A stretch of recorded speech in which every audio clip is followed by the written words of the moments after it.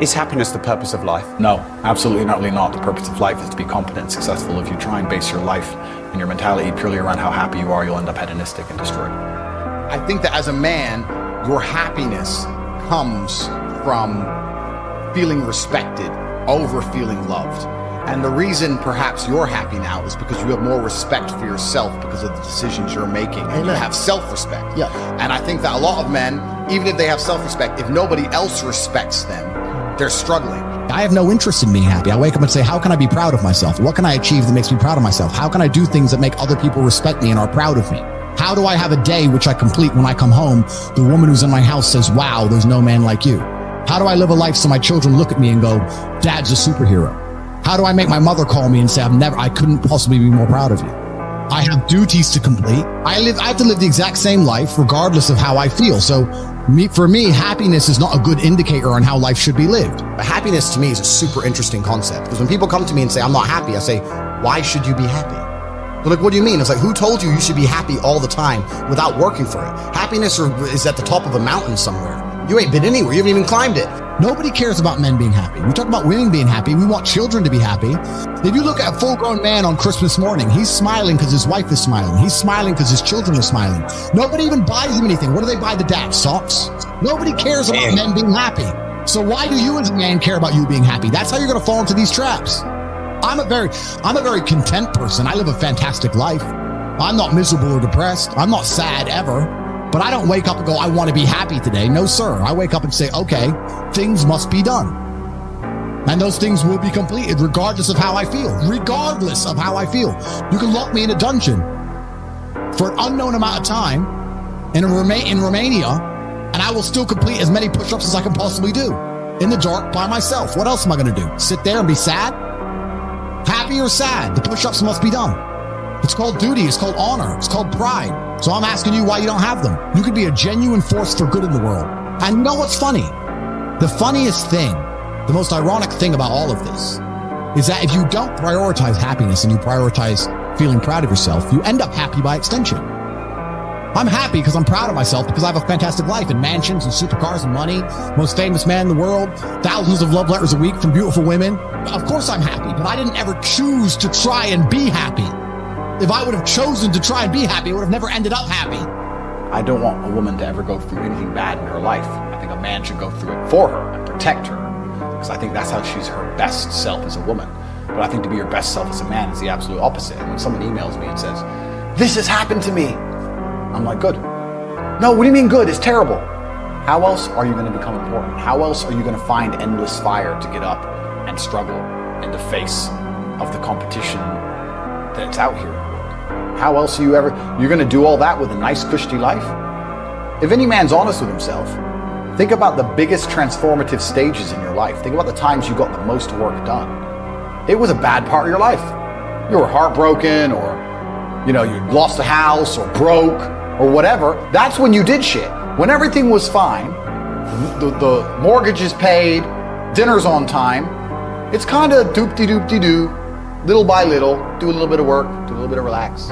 But the big events come from trauma. This is it. So it's a cheat code. It's a cheat code to climb the mountain. So when I get a message from whoever and he goes, my wife left me, I'm devastated. I say, I understand. I completely understand how hard it can be to lose a woman that you've given your entire life to. And you've done so many nice things. And then because of one thing you did, her innate and absolutely insane level of ungratefulness has turned her bitter, and she now talks to you like she hates you over one thing you've done after thousands of efforts showing how dedicated you are to her. And even now that you're prepared to die for her, she doesn't give a shit about you. I understand that pain. But my answer is, good, it's still good. Now take all of that pain, instead of emailing me, do this. And then you're going to become the kind of person that women don't leave. Then you win. I think everybody on the planet has something to do. If you walk through life and feel like you have nothing to prove, then you're a loser. If you wake up each day and go, I don't owe anybody anything, I don't have to prove anything to anybody, then you are a loser, because you are absolutely not incorrect. You must prove yourself to other people. You must prove yourself to your bloodline, as we just discussed. You must prove yourself to God. God hates the lazy. He can't stand them. If he gives you all these genetic dispositions and these natural God-given gifts, if you have 2 arms and 2 legs and you can think, and and you're not trying your absolute best, that's the reason you're not lucky. He doesn't like you. He likes the people which show him the beauty of his own creation. He likes to give somebody building blocks and them to build something amazing. It's the best thing about being a man. You get to build who you are. Right? You can decide if you want to be a funny comedian, or a musician, or a kickboxing world champion, or fight the Matrix. You can decide whatever you want to be. God loves to see that. Those people, for some reason, seem to be enormously lucky, right? The person who goes, I don't have to prove anything to God. I don't owe all of my ancestors any effort. You know, for 5,000 years, people were dodging saber-toothed tigers and catching the plague and running from Genghis Khan.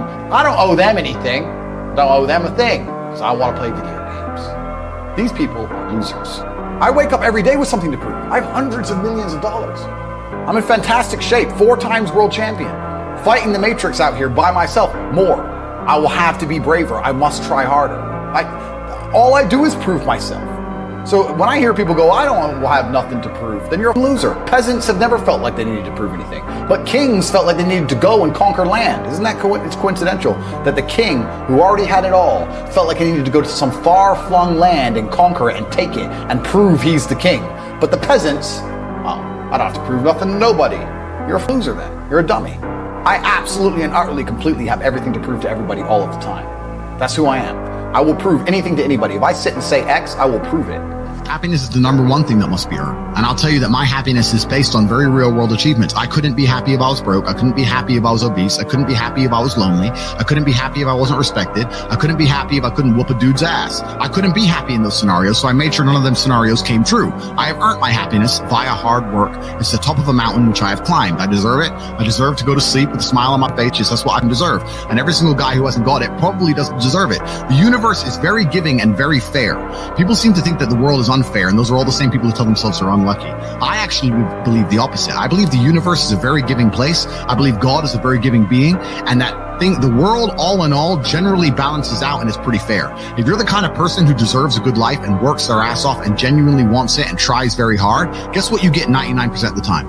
A good life. And if you're the kind of person who doesn't really deserve it, slacks 3 days a week, a little bit lazy, snakes his friends, talks behind people's back, blah, blah, blah, guess what? Your life ain't all that good. The universe is pretty fair and pretty balanced. I've yet to meet somebody who gets up every day, does what they're supposed to do, works hard, goes to the gym, then goes to work, does their best, makes their money, looks after it, is sensible, doesn't blow it, etc., who then fails. I've never met anybody who fails when they do all the right things. The universe is a very fair and giving place all in all. There are very few exceptions to that. So when I see somebody who doesn't have the success they want, especially when I see, let's say, a group of people who don't have the success they want, there's no way you're all exceptions to that rule.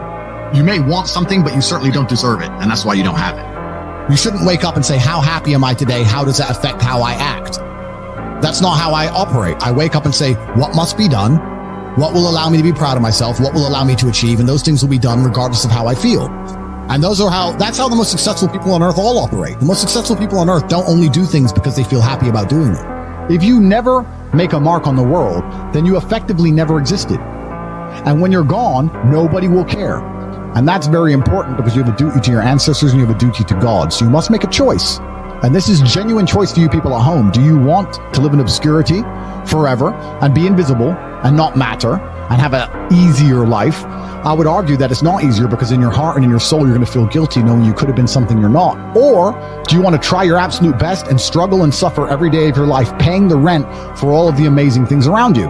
We pay endless rent. We pay rent for our bodies. We pay rent for our relationships. We pay rent to keep our kids. We pay rent to keep our business. We pay rent to keep our freedom. Every single day is work to pay the rent. It's absolutely never ending, and you have to make that choice. So if you have a pen and paper in front of you, you need to decide, do you want to be invisible with a lower rent bill, or do you want to be important and work hard and suffer to make sure that the rent is paid? It's a choice you must make, and it's binary, and you must be extremely dedicated towards the decision you finally make. I refuse to accept that there are people out there who cannot become happy, contented individuals. I refuse to accept we live in a world where God has created people who, no matter how hard they work and how good their life becomes, can't be happy. I don't accept that. I accept that the universe is a very giving place and that God loves all of us. And if you try your best and you work hard, you can become a better person. The beauty of life as a man is to be great. So you have to sit here and ask yourself, do you want to be a happy loser that's insignificant? Nobody knows you exist. Women don't respect you. Men don't respect you. Nobody cares if you live or die, but you get to smile all the time. Or do you want to be one of the most important people on the planet with a little bit of stress?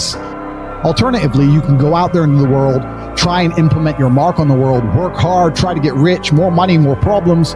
You can try and start a business, the stress of that. You can lose your girlfriend because all you're doing is working. This is a new level of stress, a new level of trauma, but at least you'll be a somebody at the end of it. As a man, there is no easy life. Your life is not about being easy. Your life is not about being happy. Your life is always going to be difficult. All of the pain you feel, all of the sadness you feel, you're supposed to feel as a man, and you have two effective binary choices.